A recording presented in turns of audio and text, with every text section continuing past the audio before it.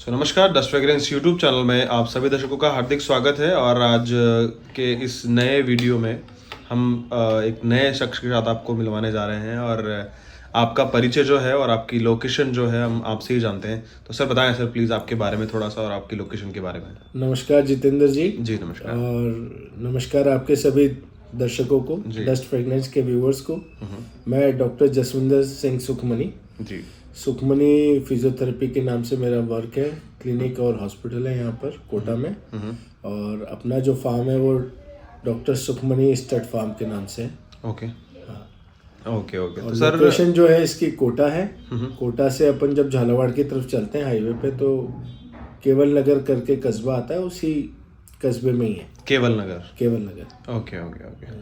तो सर कितना पुराना शौक, कितना पुराना कीड़ा ये लगा हुआ है घोड़ों का, थोड़ा सा बताएं। देखो, शौक की बात कर रहे हैं या व्यवहार की बात करें कि ये व्यवहार कितना पुराना है आपका इनके साथ? हाँ, व्यवहार कितना पुराना है आपका, बिल्कुल कह सकते हैं। तो ये जो व्यवहार है ये तो जीन्स में है। अच्छा ओके। मतलब फोर फादर जो पार्टीशन से पहले था स्थिति, तो घर में हॉर्सेस रहते थे यहाँ की। मेरे तो नाना तो ही travelled from that place to Badrinath on horses. 2.5 महीने में वो बद्रीनाथ पहुंचे थे घोड़ों से सवारी करते हुए। ओके आने जाने तो ये तो जीन्स का पार्ट है। Very interesting. आप थे, आपने देखा था उस समय? नहीं, मैं तो कहा, मैं तो पार्टीशन के बाद। अच्छा, पार्टीशन की बात कर रहे हैं आप, नाना जी की बात कर रहे हैं ना? ये मैं 40s की 30s की बात कर रहा हूँ, 1930-40 की। Okay okay. जब ये पार्टीशन नहीं हुआ था पाकिस्तान और हिंदुस्तान का, तब की बात बता रहा हूँ। Very nice. And what was further, उसके बाद की बात है? फर्दर तो फिर जब पार्टीशन हुआ तो उसके बाद तो स्ट्रगल्स थे। रीसेट होना था लाइफ में। तो जो एक कल्चर था आपका कि एग्रीकल्चर बेस्ड थे हम वहाँ पर, तो वो सब चेंज हुआ धीरे धीरे। फिर प्रोफेशन चेंज हुआ, बिजनेस में घुसे तो दादा की तरफ से सब बिजनेस में आ गए। ठीक है, नाना की तरफ से भी सब बिजनेस की तरफ बढ़ते चले गए। तो ये शौक जो या ये चीजें जरूरतें जो थी जो एग्रीकल्चर बैकग्राउंड से जुड़ी हुई थी तब घरों में थी, तो वो धीरे धीरे फिर पार्टीशन के बाद जब अपने आप को स्टेबल, परिवार को स्टेबल करने की बात आई तो ये चीजें छूटती चली गई। जी जी जी। बचपन से सुनते आ रहे थे दादा नाना सबके मुंह से उनके किस्से, उनके कहानियां। तो घोड़ों से लगाव जो है वो जीन्स में है, बाय ब्लड है। बट अगर पर्सनली अगर हम बात करें कि मारवाड़ी घोड़ा और सुखमनी साहब का कैसा कनेक्शन है और कब से कनेक्शन है, तो वो एक प्रैक्टिकल कनेक्शन 1 to 1 कब से स्टार्ट हुआ? 1 to 1 हुआ 2023। ओके 2023 सितंबर में मैं सबसे पहले एक बच्ची लेके आया था नेनवा के मेले से। हमारे बूंदी में एक नेनवा का मेला लगता है सितंबर एंड में। बिल्कुल। तो वहाँ से लिया था और वो एक कुम्भेत में पंचकल्याण बच्ची थी। कुम्भेत तो नहीं, सुरंग में पंचकल्याण बच्ची थी। ओके हाँ, तो वो मैं लेके आया था। मेरे साथ मेरे मित्र गिरी जी भी थे, तो वो लेके आए। उसके बाद तब तक फार्म में कुछ डेवलपमेंट नहीं था, सिर्फ लैंड लेके रखी हुई थी। ओके। तो वो आया तो उसके लिए पत्थरों से कोट करके उसका एरिया बनाया। छत नहीं थी तो फ्लैक्स अरेंज करके बल्लियों से टांग के पेड़ के नीचे उसकी छत बनाई अपनी जगह पे। तो फिर वो उसको उसी कंडीशन में रखा महीना 1.5 महीना। उसके बाद फिर कंस्ट्रक्शन शुरू हुआ तो धीरे धीरे स्टेबल्स बने। तो मारवाड़ी घोड़े को बड़ा देसी अंदाज में रखा आपने उस समय। हाँ, मतलब और शी वाज योर फर्स्ट फिली ना?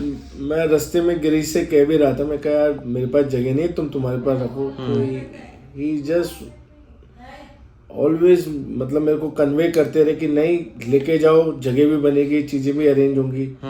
तो समहाउ एक नए न्यू कॉमर को घोड़े मैनेज करने में दिक्कत तो आती है, बट हाँ ठीक है, वो लर्निंग हो गया मेरे लिए। और कहते हैं ना, जब आप कूद ही गए हो तो फिर दरिया से पार तो निकलना ही है। सही बात है। तो वो वाली बात है। बिल्कुल। तो आपने फिर उसको लिया और उसको वहाँ छोड़ा, और उसके बाद कब पैरेलली चीजें डेवलप होती गई? हाँ, पैरेलली चीजें डेवलप होती गई। फिर नवंबर में मैं 2 मेयर्स और ले आया। एक बच्चा देवरूप का था एक मेयर के साथ दिसंबर में। तो हाँ, ऐसे चलता रहा। फिर धीरे धीरे चीजें जुड़ती चली गई। ओके, तो ये देवरूप वाला बच्चा जो आज जिस घोड़ी के साथ आया वो कहाँ से लिया आपने? वो मैंने अपने निम्बेड़ा चित्तौड़ में एक एरिया है, वहाँ पर अपने क्या नाम है, चौहान परिवार रहते हैं, उनमें से मान सिंह जी चौहान है जो रिटायर्ड एसआई से हुए हैं, और उनके बड़े ब्रदर जो है पूर्व जिला प्रमुख है रूप स्टड फार्म चौहान, ओके उनके ब्रदर से मैंने लिए। ओके, तो बहुत ही खूबसूरत बच्चा ये जो है देवरूप का जो आप विजुअल्स में देख रहे हैं, ये कितने लगभग उस महीने कितने महीने का था जब आपके साथ आया होगा, ये घोड़ी के साथ आया मेरे हिसाब से ये मेरे पास जब आया तब ये 12 महीने के आसपास था, 12-13 महीने। अच्छा, 12-13 महीने का था। हाँ। और घोड़ी उसके साथ आई थी, साथ में आए थे मतलब दोनों। Okay okay okay, very nice. और अब किस एज में हो गया लगभग ये बच्चा? ये बच्चा लगभग 28-29 महीने के बीच में है, 28 करंट में। अच्छा, हाँ, लगभग एग्जैक्टली कहूँ तो नियर टू द 29th होगा। 29 भी कंप्लीट नहीं हुआ, समवेयर 2-5 दिन शॉर्ट होंगे। 28 से 29 के बीच में। हाँ। और इसकी डैम की अगर एज की बात करें और लिनेज की बात करें, जो है वो लिनेज तो ये है कि वो जसोल साइड की, जैसा मान सिंह जी ने मुझे बताया था। और उसका मतलब पुरानी ब्रूड मेयर कह सकते हैं, 8-9 साल के आसपास का एज ग्रुप है। ऑलरेडी वो 3-4 दे चुकी है, ये शायद 4th वन फॉल था, 3rd या 4th मेरे पास है जो उन्होंने मुझे बताया। 4th है मेरे हिसाब से, 4th ही है। ओके, तो और बहुत बारीकी है उस घोड़ी में, आप विजुअल्स में देखेंगे भी सही जी। मणिया बहुत पतला है, नेक कैरेज अच्छा है। तो आगे फादर का तो आइडिया नहीं है कि कौन है, बट शायद सुंदर लाइन से अगर जुड़ी हो सकती है, जो लोग देखते हैं कहते हैं वो यही बताते हैं। डीएनए करवाया जाए तो कहीं ना कहीं वहां से कनेक्शन निकलेगा। राइट बात है, राइट बात है। अच्छा, आपके पास एक नर घोड़ा भी है, स्टैलियन भी है, उसके बारे में थोड़ा डिटेल से बताएं थोड़ा सा। हाँ, जो स्टेलियन है वो हमने लास्ट ईयर ही लिया था, और ये स्टेलियन जो है अपने बाहुबली के नाम से है। ये ब्रीड हुआ है शेरे पंजाब स्टेबल जसप्रीत भाई के पास। शेरे पंजाब ना? शेरे पंजाब है ना, तो वहाँ से ब्रीड होता हुआ हमारे मतलब मैंने एक व्यापारी से लिया जो पुष्कर में था ये घोड़ा। तो मेरे को कहीं से डिटेल पता लगी, मेरा देखा हुआ भी था पहले, तो फिर ये डील बैठ गई तो ले लिया। Okay okay. ये वैसे डिप्टी का बेटा है, और डिप्टी का जो शायर थे वो शानदार था, तो ये शानदार का पोता है। शानदार का पोता हो गया, डिप्टी का ही बच्चा हो गया। अच्छा अच्छा अच्छा। तो ये एज ग्रुप में लगभग कितना होगा अभी? ये करंटली कंप्लीटली 6 years का स्टैलियन हो गया। 6 years का स्टैलियन हो गया। Okay okay. और राइडिंग वगैरह इसकी आने के बाद आपने ही शुरू की इसकी राइडिंग? राइडिंग चल रही है regular, morning evening lunging riding दोनों चल रही है। और घोड़ा भी मतलब एक अच्छा स्टैलियन, बदमाश तो सारे होते हैं स्टेलियन, बट ये उतना बदमाश नहीं, शांत है, इजी टू हैंडल है। Easy to handle. हाँ, मतलब इसने कभी हमें कहते हैं स्टेलियन रखना नहीं चाहिए न्यू कमर को, डर बहुत रहता है। कहीं भी बात करते हैं तो घोड़े अवॉइड करने चाहिए शुरुआत में जी। तो ऐसा लगा नहीं मुझे कि इसको रखने के बाद कि किसी ने हमें ये डिफिकल्टी होगी कि लगाम ही नहीं लगा पाए, ऐसा कभी तो नहीं। ये वैसा नर आपके जीवन में पहली बार आया है कि इसको ज्यादा डिफिकल्टीज नहीं हुई है ना? है ना? तो एक्सपीरियंस खराब नहीं होने दिया इसने? नहीं दिया। थोड़ा लीनिएज का भी फर्क था कि अच्छी थी तो इसलिए शायद पेडिग्री की खानदानी घोड़ा है, ठीक है। और आपने इसको अभी शायद किसी शो में भी लगाया था, किस तरह का था वहाँ पे इसका रिस्पॉन्स? मैंने झालावाड़ में, हमारा चंद्रभागा मेला लगता है झालरापाटन में, झालावाड़ में, तो वहाँ लगाया था। वहाँ 4th था। वो 4th भी इसलिए था कि वहाँ कैटेगरी तो घोड़ों की अगर देखा जाए मार्किंग या कोई मारवाड़ी के हिसाब से देने वाला होता तो ये फर्स्ट ही होता, बट ड्यू टू वेट कम होने की वजह से, क्योंकि उस टाइम कोलिक और क्या कहते हैं थोड़ा सा यूरिनल इन्फेक्शन की वजह से इसने वेट तोड़ा हुआ था। अच्छा। तो इस वजह से वो उसकी स्किनी मतलब होने की वजह से उसको उन्होंने 4th पोजीशन पे रखा। बाकी ओवरऑल कैरेक्टर्स उसके तो जैसे हैं वैसे हैं ही, वहीं से है ना? उसको तो मैं भी नहीं चेंज कर सकता। हाँ, हम उसको और रिफाइन कर सकते हैं ट्रेनिंग करा के और राइडिंग में यूज करके। जी जी जी। तो डेफिनेटली इन फ्यूचर आपको देखने को मिलेगा इसके, अगर आप इस पे काम कर रहे हैं तो इन फ्यूचर इसके फीचर्स में आपको बदलाव देखने को मिलेंगे, चेंजेस देखने को मिलेंगे, बिल्कुल, है ना? सो अभी आपके पास और कितने टोटल अश्व हैं? अभी अपने पास 4 मेयर्स हैं, 4 घोड़ियां हैं। एक स्टेलियन है, एक देवरू का बच्चा है, देवगुरु, जो कि वो आपकी फर्स्ट घोड़ी का साथ में आया बिल्कुल था। जी। बिल्कुल, और बाकी 2 बच्चे और हैं।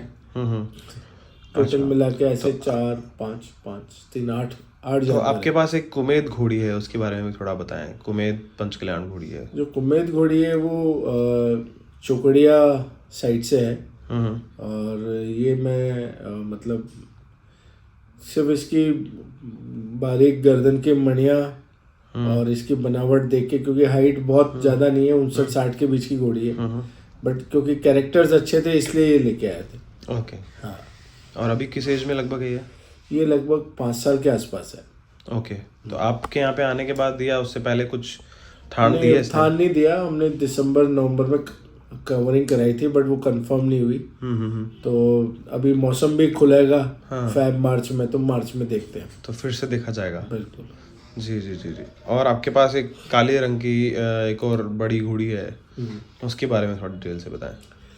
काले रंग वाली जो घोड़ी है वो हमने रिसेंटली ली है। ये मतलब 1 आई ब्लाइंड है, बचपन से नहीं है, बट वो किसी काम कहीं इस्तेमाल करते हुए या यूज करते हुए कुछ चाबुक टाइप की कोई चीज आंख पे लगी थी, तो उसकी वजह से उसकी कंप्लीट ब्लाइंडनेस आई उसमें। कंप्लीट ब्लाइंडनेस में चलेगी। ओके।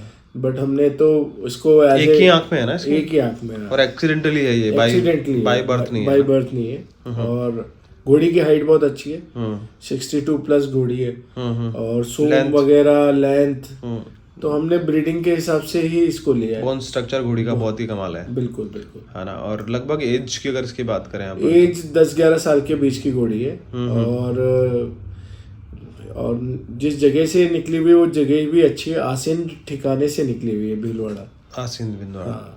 तो आपने घोड़ी खरीदी है कि आपको गिफ्ट में मिली है? नहीं, घोड़ी खरीदी है अपने। खरीदी है आपने? एक कासगार के पास थी, एमपी साइड में, तो वहाँ मतलब उनको जरूरत थी या नहीं संभाल हो रहा था, तो मेरे नॉलेज में आया, मैं एक बार गया, फिर दूसरी बार गया, फिर तीसरी बार में जाके मैंने भी ली, क्योंकि आप 1 आई ब्लाइंड जानवर कोई भी नहीं लेना चाहता।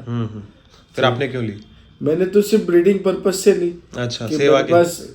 सेवा भी हो जाएगा, और मेरे को कोई चलाना तो है नहीं, कोई उसके साथ कोई टॉर्चर अपन करना नहीं है, आराम से रहेगा, खाएगा, घूमता रहेगा, लंजिंग होती रहेगी, और क्या।